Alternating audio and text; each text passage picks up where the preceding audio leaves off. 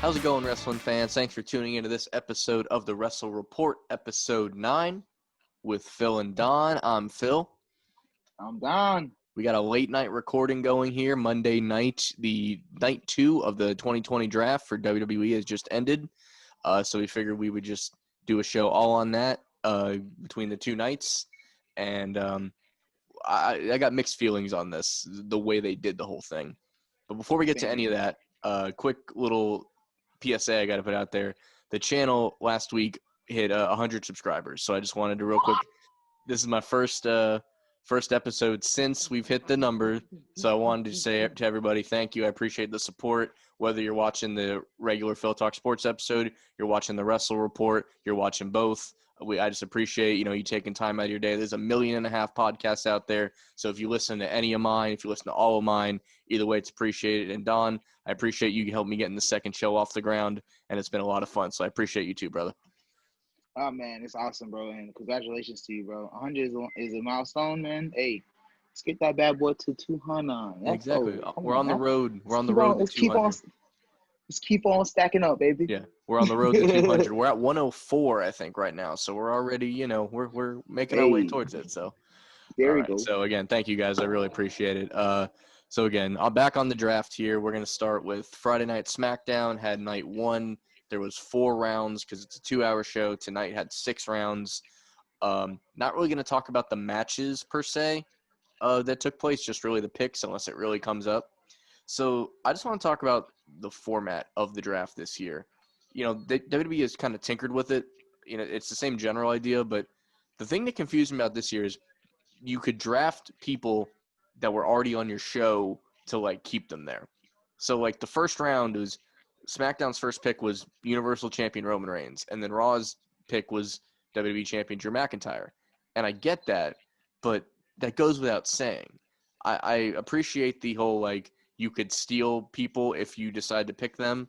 And we've talked about this through text as the show's going on. They could have made it that champions were kind of untouchable, but really champions were a big part of this. A lot of titles moved shows. But to me, this is the first time they've done this particular format where, you had to draft people to keep them there. And I don't know that I love that, but, I guess they're trying something new. Yeah, I wasn't a big fan of that either. Like you said, we talked about it that we could – why not just have all the champions stay put on that show unless you're going to switch the U.S. title and the Continental title, or even if you're going to switch the Universal title and the Championship title. I would have been okay. I would have been okay with them not even being in it, just so we could have more picks and to see who really is that number 1 pick. Because of course you're going to go for the champion for your first couple picks. Yeah. So I didn't like that part. Yeah, I didn't love that. I felt like it goes without saying, and then Raw goes with the whole format of, so every round Raw gets 3 picks, SmackDown gets 2 because 3-hour show, 2-hour show. They've done that for a while. That I'm fine with. That makes probably the most sense of everything that they've done. No complaints there, no big deal. So they went with Asuka for their second pick. SmackDown goes with Seth Rollins, which was a big deal because he's been literally the Monday Night Messiah. He's cared so much about being on Raw specifically. Now he's where Roman is.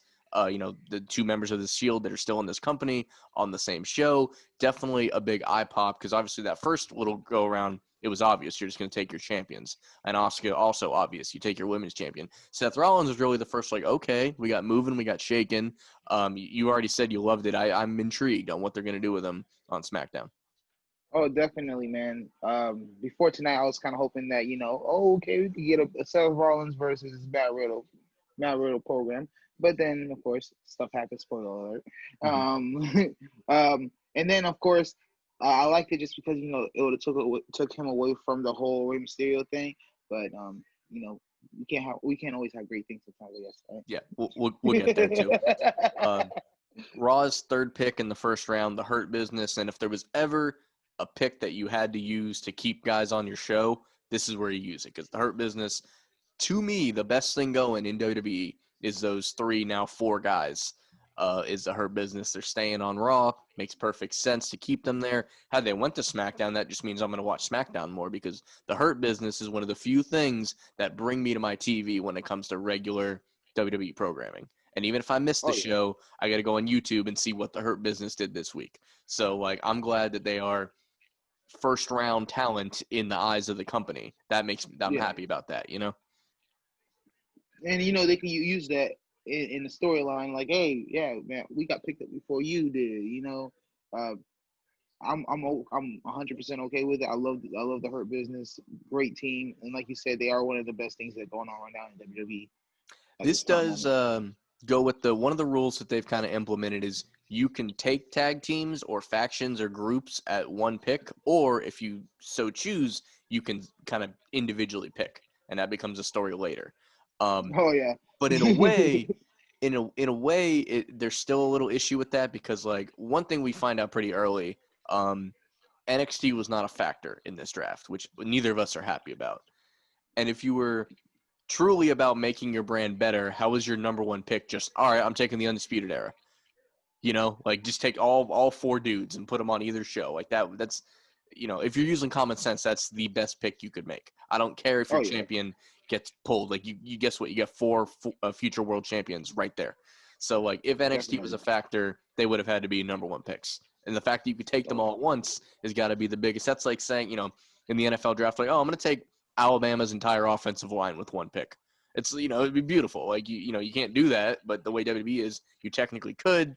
For whatever reason, NXT not a part of the draft. Kind of bummed about that. yeah, I was bummed about that too. But then I was also like, okay, that means, you know, you're keeping all the stars that's still on NXT. Yeah. But like we said on the last episode, that I just felt like Johnny Gargano and Candice LeRae, they should have been at least those two should have been gone. Mm-hmm. But again, if you take them, it would create the question, why not take X, Y, and Z and everything? Yeah. So it's kind of an all or nothing situation. Like there was years ago, like, you know, Finn Balor was a first round pick out of NXT. You know, like that made sense. And I think down the line, I can't remember exactly the other guys that went, but like other big stars in NXT went that same draft. I don't remember if it was like Samoa Joe or whoever, but like people were moved because NXT was a part of it. And I don't know if they should have thrown that out there to not like get people's hopes up, maybe leading up to it, like, hey, NXT, you know, is excluded this year for whatever. They could have made up any reason. They're good at making up shit. So like whatever they want to do. So that's the first round. Really, the biggest thing, obviously, Seth Rollins moving to SmackDown, but overall, it was really just getting the rig rolling. SmackDown uses their 2 second-round picks to boost up their women's division. Sasha Banks stays, and then Bianca Belair moves from Raw to SmackDown for about, you know, a couple days at least, separating herself from the Street Profits, where of course she's married to Montez Ford. But I mean, boosting the SmackDown division for the women is always a good call. But I'm almost getting to the point that they need one women's title, and they need to just like let the whole. You already got the women tag belts that float between both shows. I think you should really do that with the women. It would make it so much more important. Oh yeah, for sure. And I love the pick for Bianca because I love Bianca. Bianca is definitely she is the future of WWE. And I'm just thinking about the matches that we could get. We could get Sasha versus Bianca. Uh, hell, you can even throw them in the tag team if it came down to it, because it seems like Sasha's going to be going on a babyface run. Mm-hmm. So hey, you never know. I like the matchups that will come out of it. That's true. Moving over to Raw, second round picks. You got AJ Styles going to Raw. This is one of my least favorite picks, not because AJ can't do fine on, but to me he's just a SmackDown guy. Some people fit a brand, you know, maybe it's because he was champion for so long, and you know this is the house AJ built, all that stuff. He'll do fine on Raw. I have no issue, you know, I'm not worried about that, but he's just a SmackDown guy to me. So that kind of bummed me out a little bit. Yeah, same here. It's just funny to me, you know.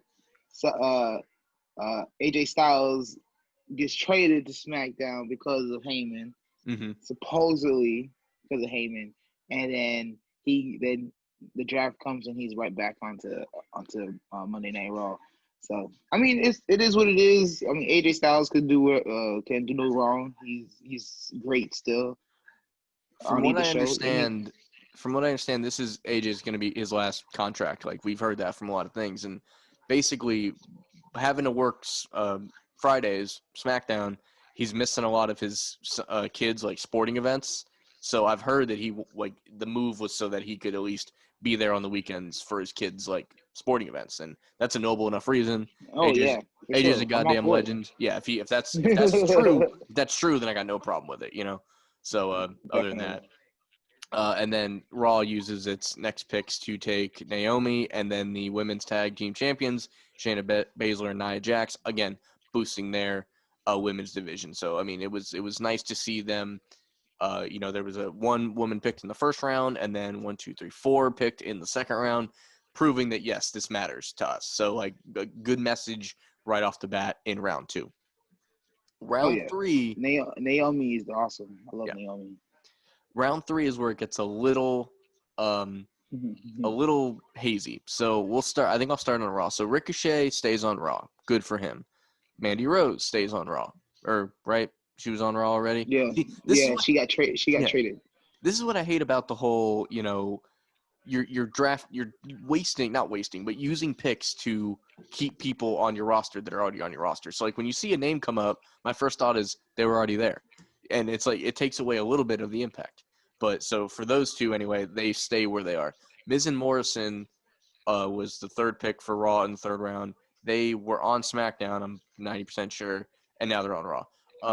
Miz always struck me, really both of them really struck me as SmackDown guys, but they were getting a little stale, so that's probably a decent move over there. Here's where it gets a little funnier to me. So SmackDown takes Jey Uso and not Jimmy. Like, why not just take them both? Why not just take them both? And apparently, the rule this year is if you don't get drafted, you get to pick what brand you're on. Which to me, like I was dumbfounded. I'm like, that's the dumbest thing I've ever heard. Because then there's no incentive to get drafted. Yeah, It's like because you could pick either brand, whatever. At the end of the day. yeah, it's like if you're someone that's hoping to get drafted by the NFL and it's like the 7th round comes and you don't get picked, but then you had like 5 teams trying to pick you up as an undrafted free agent. That's almost better instead of just getting picked by some random, Denver in the 88th round or something. So it's just like, then that's no dig at Denver. That's just the first team that popped in my head. But yeah, that takes away so much. Like, do you remember the year?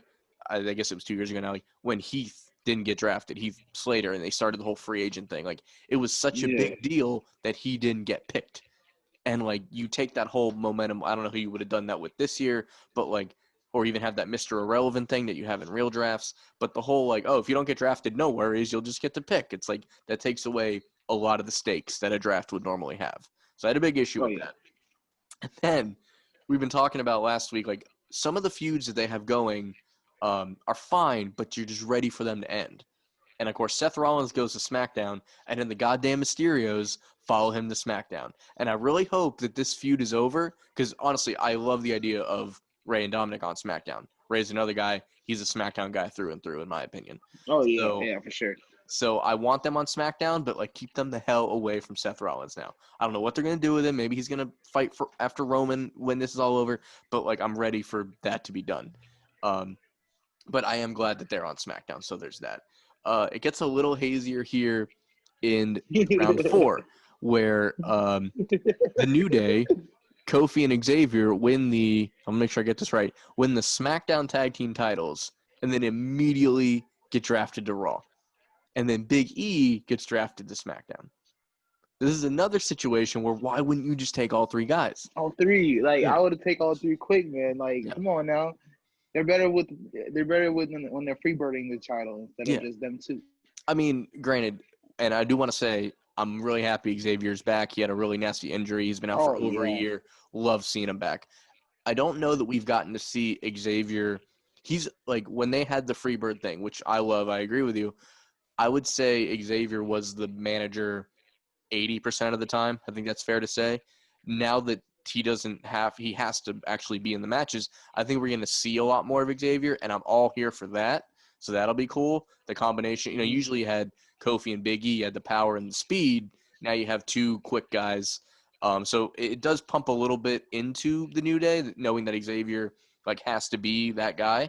And then Big E will get his long-awaited singles run. But some people were freaking out like, oh, the New Day are finally split up. This doesn't mean they're split up necessarily. It's just they're still friends. Nobody hates each other. They're just on different brands. It reminds me of when the Dudleys split up. I mean, that's only two guys, but like when they were split up, everybody knew that they didn't like they were still like brothers, you know, Edge and Christian, you know, stuff like that would happen. But like you don't see it with a faction very often. Yeah.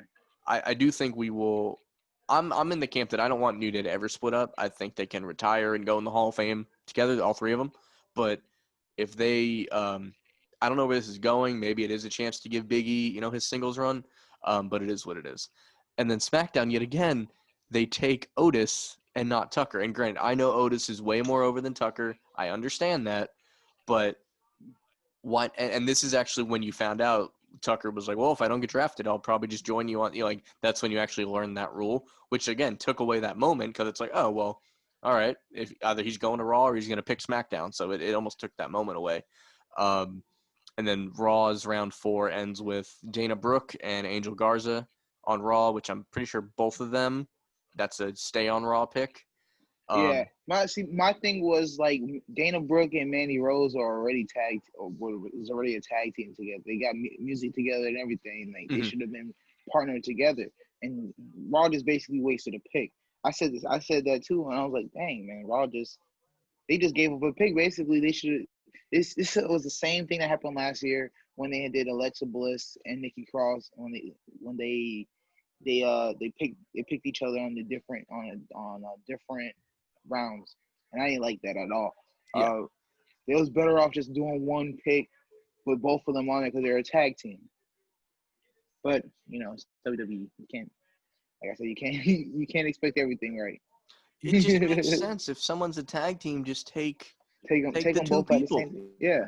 So that was night 1, and it left a lot more questions than answered. The biggest thing, though, the happiest thing for me to see was the Mysterios on SmackDown, and then the least favorite is the split up of New Day and Otis and Tucker, because Otis can clearly do his Otis stuff while still being in a tag team. I mean, he's won Money in the Bank as a tag team, and like New Day didn't need to split up for Big E to have a singles run because, I mean, I don't know if everybody remembers, Kofi won the goddamn WWE title without splitting up the New Day. So if he can do that, we can do this. So those are my two big takeaways for night 1. What was your biggest takeaways? My biggest takeaways were Seth Rollins getting picked up by SmackDown just because it gives him something different. I want to know what is he going to do with the whole Monday Night Messiah thing. Is he going to change it to Friday Night Messiah? Like that doesn't rhyme though. That doesn't have the double M's, so that won't work. I don't know. I don't know if it's going to change his gimmick or anything. I'm all for it though because I like Seth Rollins. And I like the matches that could come out of it. My least thing was Rey Mysterio and Dominic going. Really? Now, if they didn't, I mean, like just because of the fact that they're going to continue that storyline, and I'm tired of that storyline. Same, bro. Like I'd rather something different, and I don't know. Later on after SmackDown, there was more picks during Talking Smack. And come to find out, Murphy is now on SmackDown too now. So I'm like, what the hell? Just move the whole damn thing over. Just come on, bro. Yeah, we just went from Monday to Friday, basically, bro. Like, damn, man, so close, bro, so close. Like you could have kept Murphy over there on Raw, and Rey Mysterio and Dominic on Raw as well, or you could have just kept Seth Rollins on Raw and just had Dominic and Ray over there. That's how I would have done it. That's how I would have done it for sure. Just split them up, bro. Like, damn. I'm tired of this shit. Exactly. I knew I made a good call drinking during this because I knew I was going to get worked up. So, there you go. You see me, right? Yeah. Donovan, for the audio listeners, he wants all the smoke. He's got his red cup here. So, yeah. All right, so that was day 1. Left you at least wanting more. I'm glad this is a 2-night thing, for sure. I mean, if you were going to do one night, you have to do it on Raw because then you have 3 hours to get everything in. Yeah. All right, so on to round 2 or night 2, which is also round 2, I guess. Just ended a couple, maybe an hour ago now as we're recording this. So we're recording late Monday night. This should be out by Tuesday. So we get into Monday Night Raw. The first pick for SmackDown, again, it makes sense given the rules they had this year. They keep the SmackDown Women's Champion Bayley on SmackDown. Raw then gets The Fiend, which I don't – the Fiend is so – he can really be anywhere. I like him on SmackDown personally, but, I mean, maybe it's just time to – because he's already won the Universal title, and if you do anything less with him, it would just seem like a step down. So if you move him back to Raw, you have some this is one of the few times that moving a big person over to shows might have been a good move. And then they also draft Orton to stay on Raw, which he's at this point, I mean, he's had a pretty even life career on both shows, but he's probably a Raw guy to me, like when I really think about Orton. Yeah, same. That's what I said too. I wasn't mad about that pick. Orton is killing it over there. Yeah. I mean, after this feud with Drew, there's other stuff that he could do. I kind of did like the Fiend pickup for Raw, just because it gives him something else to do. I would have been okay with even having the Fiend getting drafted by Raw and Bray Wyatt getting picked up by SmackDown. That's genius. I didn't even think of that. That would have been cool because I mean, I still to this day I feel like we should have Bo Dallas and the Fiend or Bray Wyatt working together. Yeah, like they could have done like, oh, Bo Dallas was the Fiend all along, and you could have done so much good stuff. Yeah, he was the voice in the head or anything. Yeah. You're right. There's a million. Yeah. There's a million ways you could have done that. And no, I didn't even think about that. That's fantastic. You should have kept like Firefly Funhouse, Bray Wyatt on SmackDown, because I think those vignettes just work better on SmackDown, and then the Fiend on Raw I think would have been fantastic. I just think that he'll get lost in the shuffle somehow in some way because it's such a long show. All right, here's the part we're getting worked up on. All right. So I just cracked up another one. I had to crack another one for this. So Street Profits, the Raw Tag Team Champions, go to SmackDown. 3 days after the SmackDown Tag Champions go to Raw. Does anyone else's brain hurt? Like, why would you do this? And here's the thing. There was one way to save this, right? You do the unification thing. I think the women's tag belts do so well as a floating thing. You should have done Hell in the Cell's coming up. It doesn't really fit the narrative, but put those two teams in a Hell in the Cell, and the winner bring back the black strap with the gold penny logos, and the winner is the unified tag team champions. But instead, they just trade belts. Are you fucking kidding me? Like, have you ever seen that in your life? I've never seen that, and I was hoping for just like a match tonight. But I don't know what they would have done unless they unified them. That would be the only way that would work. Because their names are, back in the day, Raw had the World Tag Team titles and SmackDown had the WWE Tag Team titles, and you can switch brands with that and change the colors up. But their names now are literally the Raw Tag Team titles and the SmackDown Tag Team titles. So you literally had two choices, and you picked the dumber of the two choices, I think. I will say, the segment where they did it was hilarious. Yeah, the segment was perfect. Because but you can't go wrong with neither team, bro. Yeah. You can't go wrong with neither team. And the Street Profits, I forget which one, but he's handing him the belt, and like he had a name for it, and he's like, "Take good care of her" or something. Like that part was funny. Like the segment where it happened was funny, but it should not have gone down that way.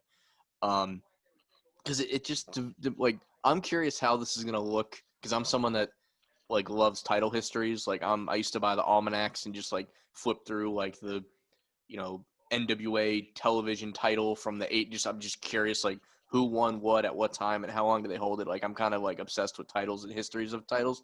How does this look in, like, when you look up Wikipedia tomorrow? Is it just going to be like, were they vacated and then awarded, or is it just like a smooth trade? How does this the Street Profits were, we found out a couple weeks ago, the longest reigning Raw Tag Team Champions in history. Is that still true? Or are they now the longest reigning? Like, I think it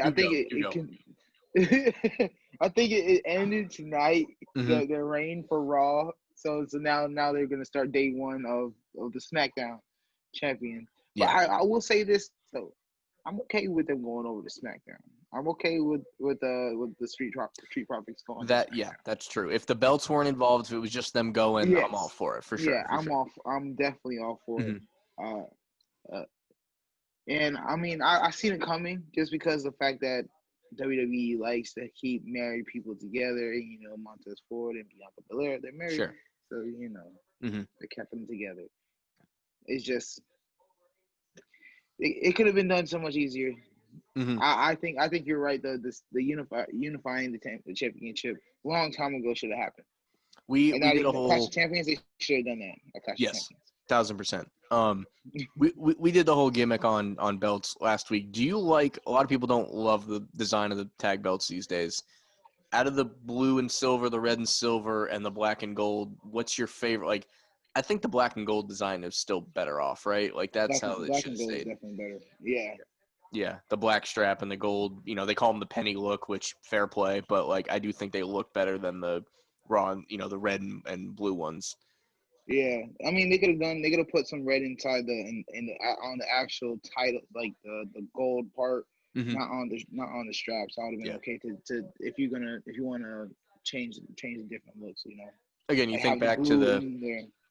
the world tag team titles and the WWE WWE tag team titles. Like there was blue and red orchestrated into a normal looking belt. So like Yeah, that's I love those designs a lot more so. And then to wrap up round one of that night, Charlotte Flair. I don't know if it's staying on Raw or moved to Raw, staying, staying, and staying. she's a Raw gal. Like that's where she needs to be for Yeah, sure. I'm Um, not mad at that pick. not at all. Round two for night two. Braun Strowman back to Raw, probably a good move because I mean he was champion, now he's not, and there's nowhere to go but down on SmackDown for him. I think. Yeah, see, I didn't like this pick. Okay. I don't like this pick at all, just because of the simple fact on Friday we're getting Braun Strowman versus Roman Reigns for the Universal title. So That's basically, you just telegraph what's gonna happen. Mhm. And I didn't like the match in general, just because of the fact that Roman Reigns is going against Jey Uso Mhm. in Hell in a Cell. The match is already in. It's already set. It's Yeah. already set in stone. In the end, and now they're gonna have this match. They could have just had a regular match. They didn't have to go for the title. Yeah. They could have just had a regular match, Mhm. regular expedition like they did, like Keithley versus Braun. Yeah. But later on in the night, we find out that I'm okay. I'm okay with it as well, just because there's another big boy that's staying around Yeah. on So, Raw. and here's the thing. Let's say Braun Strowman beat Roman. It would never happen. Let's just say. All right, you know that whole blood feud with Jey Uso, right? I guess Strowman has to have that match now. Yeah, right. So now Strowman's gonna be want to go be called the tribal chief now. Yeah. So yeah, not a good look. Matt Riddle moves to Raw. He seemed like he would have fit better on SmackDown, but he hasn't done great on SmackDown, so maybe this is what's needed. Um, Jeff Hardy, my favorite wrestler, as we mentioned on episode 1, moves back to Raw.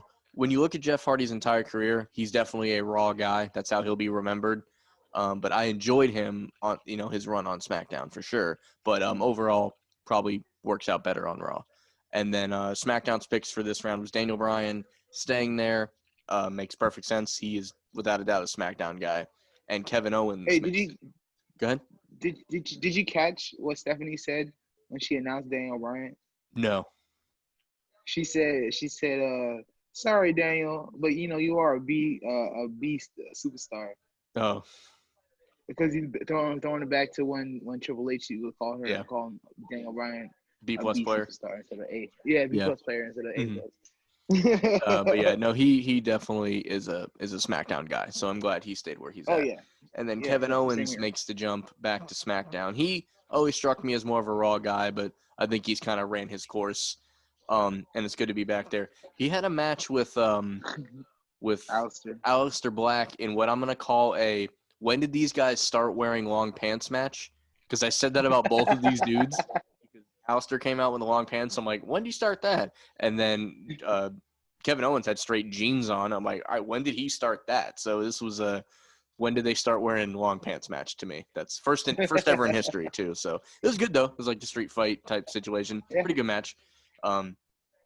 Round 3. So let me make sure I got this right. So Lars Sullivan returned on SmackDown and then is now picked on SmackDown. And didn't he basically showed up and like fuck shit up, right? That's what he did. Yeah. So On all right, Friday. let's pretend, Donovan, you run SmackDown. Congratulations, by the way, right? And and Lars Sullivan returns and like fucks your shit up, right? The next night, are you gonna say, "Oh, I need that guy. I need that guy that just messed up like a bunch of matches that I had going, but injured a lot of my superstars. Like, I need that guy on my show." That don't make sense. Oh no, not at all. You're hurting my profit. Yeah. I'm gonna send you somewhere else. You curse so you can mess their show up. Not There my you show. go. There you go. And then, not to be outdone with moves that don't make sense, Raw takes Retribution, which I don't think it's even established that they're signed wrestlers right now. Does that make sense to you? I believe they were established when they finally took off the hoods, Okay. but still was wearing a mask on that first night. I believe that, but Okay. I'm not 100% sure. You could be right. Right. But And it's not a I don't know. It's yeah, almost like my thing is like once again, like you said, like Lars, I'm not gonna pick up someone that's who been just screwing my stuff up. destroyed my cell phone. Yeah, I'm not gonna do that. And I don't so, and how many picks is that? Like Retribution's like 8 people deep, is it not? you'll think, and I'm Too trying to figure out close? is That was my Ali question. a part of it? Yeah, that's a good point. I mean, in the little draft photo they showed, he wasn't in it, but that doesn't necessarily mean anything. But he wasn't like Yeah. the photo they used didn't have Ali in it. But that's neither here nor there. SmackDown took King Corbin, which frankly, if they didn't, no one else was gonna. So I mean, it is what it is. Oh shit! I will say he fits on SmackDown better than Raw. So if he has to get picked, he's on the right show, I think. He needs a new gimmick, bro. He needs to drop the whole King Corbin. There needs to be another King of the Ring. Yes, you're right. You're absolutely right. ASAP. Yeah. Quick. I mean, it's funny. You never know who's gonna win King of the Ring until they do it. If someone had to do it for a little while, I think Kevin Owens can make it really entertaining.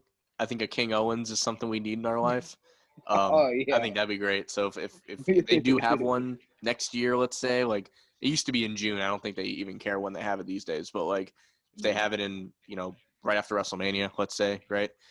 Kevin Owens winning it would be a thing I'd like to see for sure. I wouldn't even mad if it was like Riddle. If Riddle was King Bro. King Bro.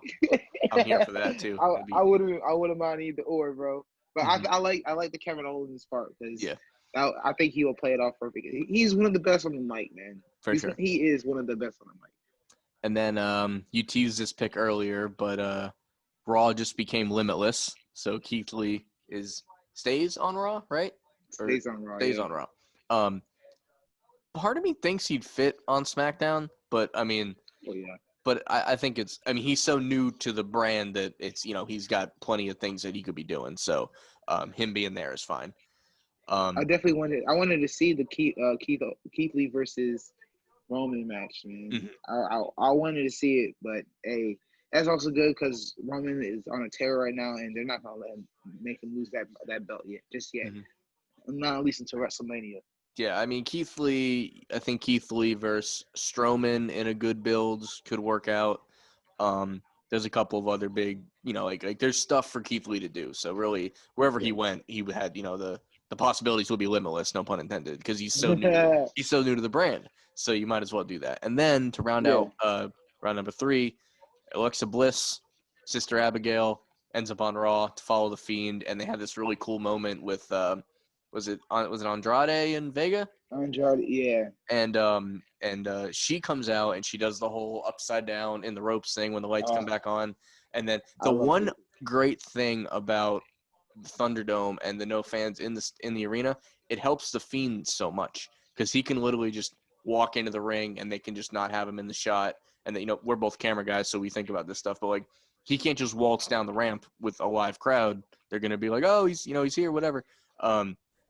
It helps him be so creepy because literally like Andrade, he can be not behind him 1 second, and then when they turn back around, he's there, like just like that. I will say I like the camera shot that they used. Yes. It was all on Alexa Bliss, and then when they showed Andrade and Zelina together, you see the Fiend pop up right next to Andrade. That was perfect. So I like the camera work for that one. Yeah. The one good thing about WWE camera stuff. All right, so then we move to this is around the time so Seth Rollins comes out saying like who's going to take my place as like the top guy on Raw and things like that. And Jeff Hardy kind of answers the call. You know, he's like, "Hey, I'm here. I'm everybody as good as you. Basically, like I can do this." And then AJ comes out and he's like, "I don't care about being the Monday Night Messiah or whatever." Long story short, they get a triple threat match between Jeff, AJ, and Rollins, and that's a dream match if I ever heard one. But I don't know if you heard. I love Jeff. Oh yes. Did you hear this? Yeah, I heard Okay. that. I heard that. I know exactly where you're going with this. He's like, I want you guys in a triple threat tag team match, and then like Michael Cole already starts talking, and you hear him pick the mic back up, like triple threat match, and like throw it back down. Like it was that'll be on Botchmania this week. You know, like I was like, did he just? I mean, I get it, he's a tag team guy, but I mean, come on. So that was funny. Great match too, and then you know, could have gone either way, and then or any of the three ways, I guess.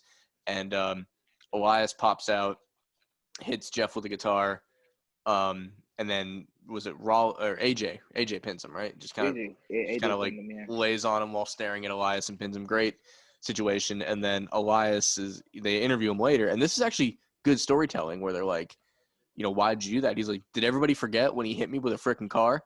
And he's like, but we're pretty sure that wasn't him. He's like, no, I'm pretty sure it's it. Like, I was like, oh yeah, that did happen. Like, fair play. Like, if I'm you, I'm pissed too. I'm hitting dudes with guitars too if I got one.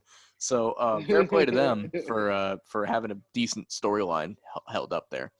Lacey Evans goes to Raw. Yeah, for sure. I mean, when done right, it's a lot of fun. Lacey Evans goes to Raw, which I believe is a staying pick, or she moved over.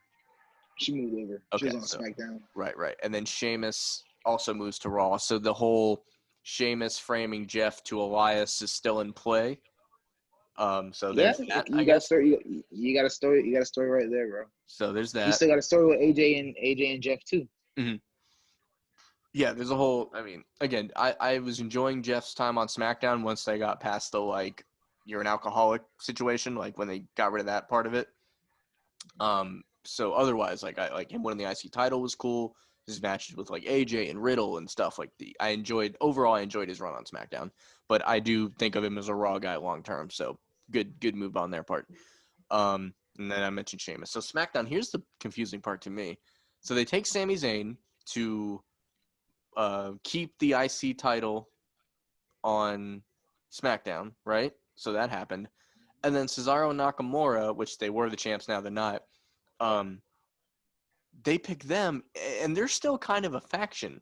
So you wasted 2 picks on a pick you could have got for 1. Am I crazy? Or did that, like, am I overthinking it? No. I said the same thing, bro. I said the same thing with The Fiend and Alexa Bliss. You could have packaged them together, too, because they work together. But I will say this, because we're not sure what's going on with Ruby Riott and Liv Morgan. Mm-hmm. I would like to see now that if they stay on that show, why not just have Liv Morgan be Sister Abigail? Yeah, she should have been Sister Abigail from the jump. I mean, the fan booking of that has had Bliss do it for a long time, so it could have been Liv. That would have been fine, but strangely enough, they gave the people what they wanted here. You know? Yeah, I'm cool with Alexa Bliss because I love her. She's a good heel. Oh, she's I like her fantastic. as a heel. She's better heel than babyface any day. That's true. So yeah, and then you get the whole Cesaro Nakamura with Sam. Like, here's my one thought on this that like they didn't say this, but this is me like fixing their mess. If you draft a champion, that's 1 pick. Like you can't if they're in a faction. You know what I mean? Like if they have a belt, like you have to pick them separately. Like that, if they wanted to make that a rule, that would have made sense, you know?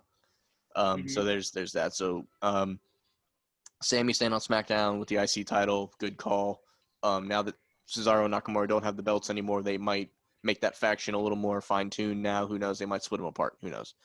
And then at the same time, you jump over to SmackDown's next pick. They take Ziggler and Rude in one pick, and they're a fairly new tag team. So to me, that's like smart strategy.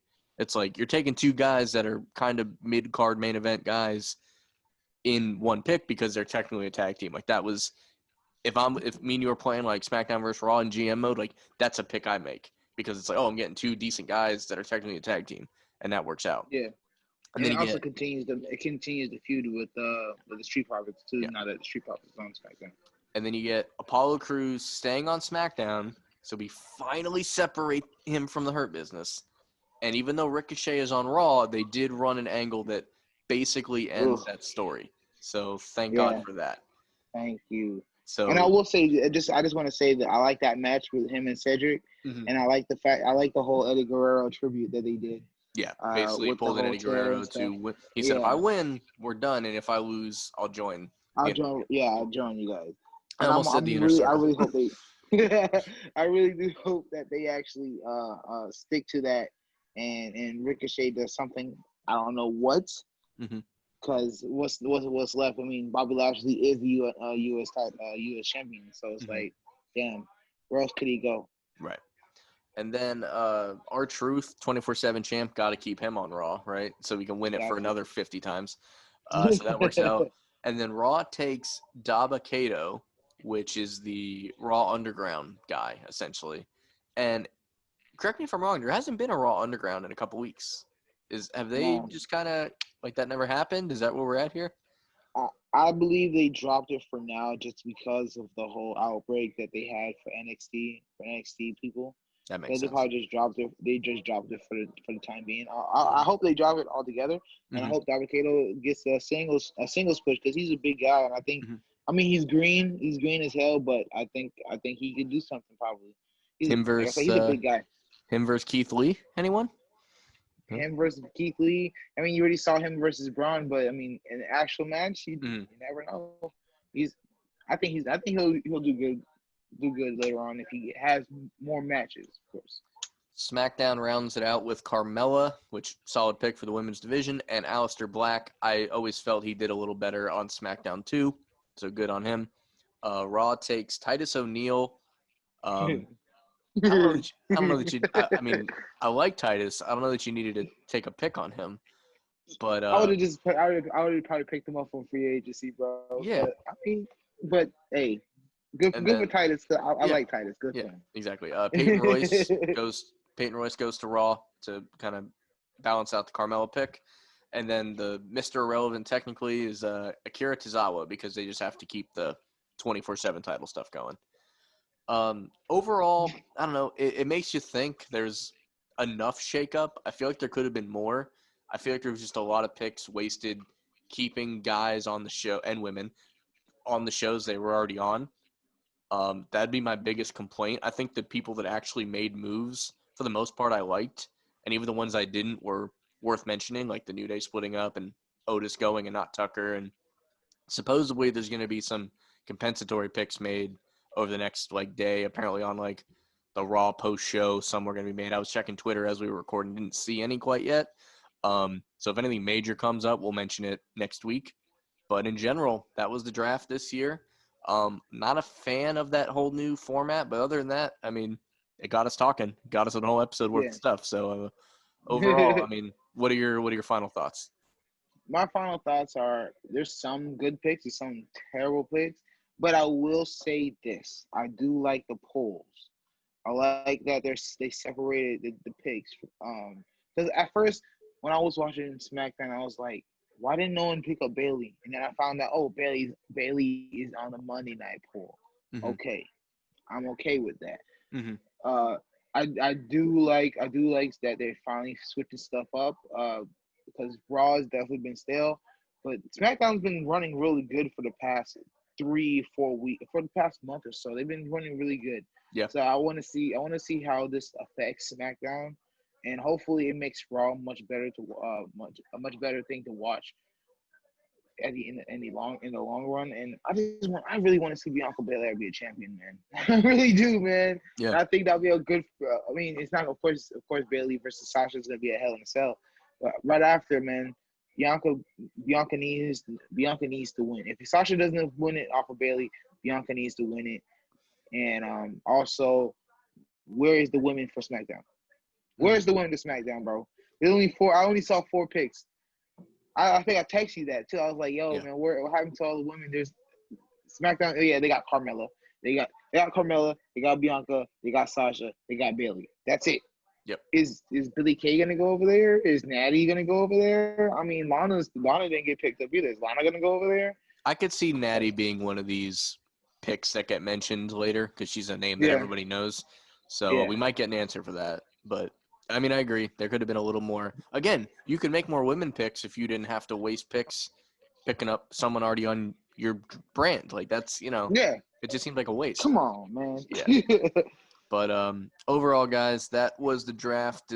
We kind of made the decision to make a whole episode about this. But next week, the biggest thing we got going is AEW's 1-year anniversary show, which will also correspond with our 10th episode. So that worked out pretty well for us.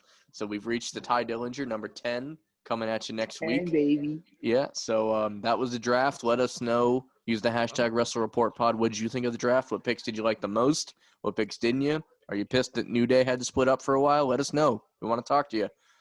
So other than that, guys, enjoy the week of wrestling. Thanks for listening and watching, and we'll see you next time. Cheers.